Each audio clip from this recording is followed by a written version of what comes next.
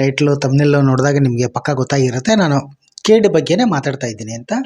S, ನಮ್ಮ ಜೋಗಿ ಪ್ರೇಮ್ ಸಾರು direction ಮಾಡಿರೋ KD ಸಿನಿಮಾದ ಬಗ್ಗೆನೇ ನಾನು ಮಾತಾಡ್ತಾ ಇದ್ದೀನಿ. ಏಪ್ರಿಲ್ 30ನೇ ತಾರೀಕು ಸಿನಿಮಾ ರಿಲೀಸ್ ಆಗಿತ್ತು. ಮಿಶ್ರ ಪ್ರತಿಕ್ರಿಯೆ ಪಡೆದಿತ್ತು, ಇದು ಮಾತ್ರ ನಿಜಾನೇ. ಇರೋ ಸತ್ಯನ ಒಪ್ಪೋಕೆ ಕೆಲವ್ರಿಗೆ ಇಷ್ಟ ಆಯಿತು, ಕೆಲವ್ರಿಗೆ ಇಷ್ಟ ಆಗದೇ ಇರ್ಬೋದು. ರೋಡಿಸಮ್ ಸಿನಿಮಾ ಸರ್ಟಿಫಿಕೇಟ್ ಸಿಕ್ಕಿರೋದು, ರಕ್ತಪಾತ ಇರೋದು, ಮಚ್ಚು ಕೊಲೆಪಾತ, ಇದೆಲ್ಲ ಎಲ್ರಿಗೂ ಗೊತ್ತಿರೋದು. ಈ ಸಿನಿಮಾ ಪ್ಯಾನ್ ಇಂಡಿಯಾ ಲೆವೆಲಲ್ಲಿ ರೆಡಿ ಆಗಿದ್ದಂಥ ಸಿನಿಮಾ, ಅದು ಎಲ್ರಿಗೂ ಗೊತ್ತಿರೋದು. ಬಟ್ ರಿಲೀಸ್ ಆಗಿರೋದು ಮಾತ್ರ ಕನ್ನಡ. ಅದಕ್ಕೆ ಏನು, ಯಾಕೆ, ಏನು ಅಂತ ಎಲ್ರಿಗೂ ಗೊತ್ತಿರುತ್ತೆ. ಸೆನ್ಸಾರ್ ಪ್ರಾಬ್ಲಮ್ ಆಗೋಯ್ತು.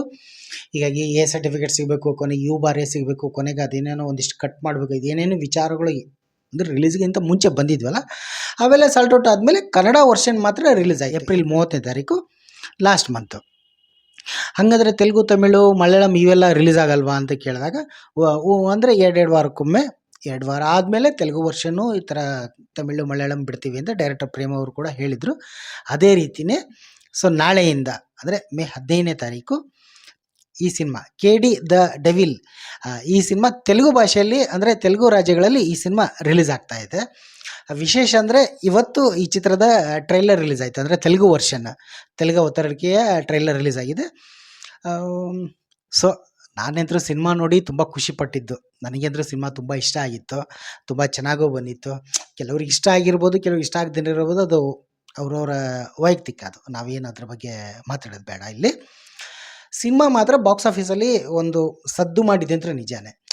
ಯಾಕೆಂದರೆ ಜೋಗಿ ಪ್ರೇಮ್ ಅವರ ಏಕಲವ್ಯ ಆದಮೇಲೆ ಮಾಡಿರೋ ಸಿನಿಮಾ, ಆಮೇಲೆ ಧ್ರುವ ಸರ್ಜಾ ಅವರ ಈ ಮಾರ್ಟಿನು ಈ ಸಿನಿಮಾ ಆದಮೇಲೆ ಬಂದಿರೋ ಸಿನಿಮಾ ಒಂದು ಚೆನ್ನಾಗಿತ್ತು ಸಿನಿಮಾ. ರೌಡಿಸಮ್ ಕಥಾಂಧರ, ಎಲ್ಲ ಕಲಾವಿದರು, ಧ್ರುವ ಸರ್ಜಾ ಅವರು, ರೇಷ್ಮಾ ನನ್ನಯ್ಯ, ಸಂಜಯ್ ದತ್ ಅವರು, ರಮೇಶ್ ಅವರು, ರವಿಚಂದ್ರನ್ ಅವರು, ಸುದೀಪ್ ಅವರು. ಅದು ಇನ್ನೂ ಪಾರ್ಟು ಬೇರೆ ಬರುತ್ತೆ, ಅದು ಎಲ್ರಿಗೂ ಗೊತ್ತು. ಅದು ಪಾರ್ಟು ನೆಕ್ಸ್ಟು ಬಹುಶಃ ಇದೇ ವರ್ಷ ಬಂದರೆ ತುಂಬ ಒಳ್ಳೆಯದು.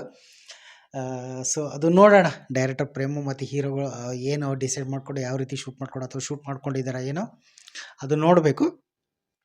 ಈಗ ಮುಖ್ಯವಾಗಿ ಏನಂದರೆ KDದು ತೆಲುಗು ವರ್ಷನು, ಅದೇ ಹೇಳಿದೆಲ್ಲ, ತೆಲುಗು ಅವತರಣಿಕೆ ಬಂದು ನಾಳೆಯಿಂದ ಸೊ ತೆಲುಗು ರಾಜ್ಯಗಳಲ್ಲಿ ರಿಲೀಸ್ ಆಗ್ತಾಯಿದೆ. ಸೊ ನಾಳೆ ಧ್ರುವ ಸರ್ಜಾ ಅವ್ರದ್ದು ಮತ್ತೆ ಅಂದರೆ ಪ್ಯಾನ್ ಇಂಡಿಯಾ ಲೆವೆಲಲ್ಲಿ ತೆಲುಗು ವರ್ಷಲ್ಲಿ ರಿಲೀಸ್ ಆಗ್ತಾಯಿದೆ. ಸೊ ಆಲ್ ದ ಬೆಸ್ಟ್, ಒಳ್ಳೆಯದಾಗಲಿ ಅಂತ ಹೇಳ್ತೀನಿ. ಒಂದಿಷ್ಟು ವಿಚಾರಗಳು ಕೂಡ, ಅಂದರೆ ಈ ಸಿನಿಮಾ ತೆಲುಗು ವರ್ಷನ್ ಸಿನಿಮಾನ ಮೈತ್ರಿ ಮೂವಿ ಮೇಕರ್ಸ್ ಅವರು ರಿಲೀಸ್ ಮಾಡ್ತಾ ಇದ್ದಾರೆ. KVN ಪ್ರೊಡಕ್ಷನ್ ಮಾಡಿರೋ KD ಸಿನಿಮಾನ ನಾಳೆ ತೆಲುಗು ಭಾಷೆಗಳಲ್ಲಿ ಅದು ರಿಲೀಸ್ ಆಗ್ತಾಯಿದೆ. ನಾನು ಬುಕ್ ಮೈ ಶೋ ತೆಗೆದೆಲ್ಲ ನೋಡಿದೆ, ಆಲ್ಮೋಸ್ಟ್ ಆಲ್ ಬುಕ್ಕಿಂಗ್ ಎಲ್ಲ ಹೌಸ್ಫುಲ್ ಆಗ್ತದೆ, ಕೆಲವೊಂದು ಟಿಕೆಟ್ ಎಲ್ಲ ಬುಕ್ ಆಗ್ತಾಯಿದೆ. ಅದೊಂದು ರೀತಿ ಖುಷಿ ವಿಚಾರನೇ.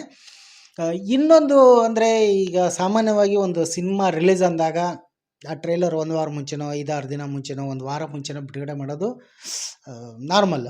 ಬಟ್ ನನಗೆ ಇದೊಂದು ವಿಚಾರದಲ್ಲಿ ಸ್ವಲ್ಪ ಯಾಕೋ ಅಚ್ಚರಿ ಅನ್ನಿಸ್ತು. ಯಾಕೆಂದರೆ ನಾಳೆನೇ ಸಿನಿಮಾ ರಿಲೀಸು. ಇವತ್ತು ತೆಲುಗು ವರ್ಷನ್ದು ಆನಂದ್ ಅಡಿಯೋ ಯೂಟ್ಯೂಬ್ ಚಾನಲಲ್ಲಿ ಟ್ರೈಲರ್ ರಿಲೀಸ್ ಮಾಡಿದ್ದಾರೆ.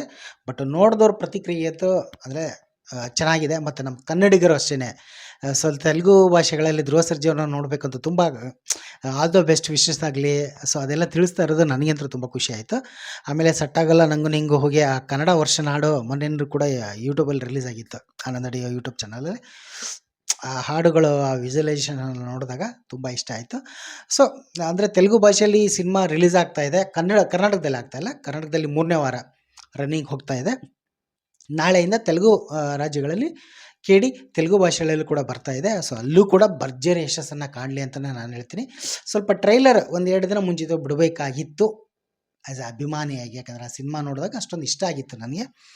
ಅಂದರೆ ಹೊಡಿಬಡಿ ಕಡೆ ಇದೆ, ಎಲ್ಲ ಥರ ಸಿನಿಮಾಗಳು ಇಷ್ಟ, ಮೆಲೋಡಿ ಸಿನಿಮಾಗಳು, ಡ್ರಾಮಾ ಸಿನಿಮಾಗಳು, ಎಲ್ಲ ಥರ ಕಾಮಿಡಿ ಸಿನಿಮಾಗಳು, ಎಲ್ಲ ಸಿನಿಮಾನು ಇಷ್ಟ. ಇದು ಒಂದು ವರ್ಗಕ್ಕೆ ಸೀಮಿತವಾದಂಥ ಸಿನಿಮಾ. ಹೀಗಾಗಿ ಇದು ಚೆನ್ನಾಗಿತ್ತು. ಸೊ ನಾಳೆಯಿಂದ ಏನು ತೆಲುಗು ಭಾಷೆಗಳಲ್ಲಿ ರಿಲೀಸ್ ಆಗ್ತಾಯಿದೆ. ಸಿನಿಮಾಗೆ ಆಲ್ ದ ಬೆಸ್ಟ್, ಒಳ್ಳೆಯದಾಗಲಿ ಅಂತ ನಾನು ಶುಭ ಹಾರೈಸ್ತೀನಿ. ಸೊ ತೆಲುಗು ಭಾಷೆಗರು ಕೂಡ ಬರ್ಕೊಂಡಿದ್ದಾರೆ, ಕೆಲವರೆಲ್ಲ ಟ್ವೀಟೆಲ್ಲ ಮಾಡಿದ್ರು.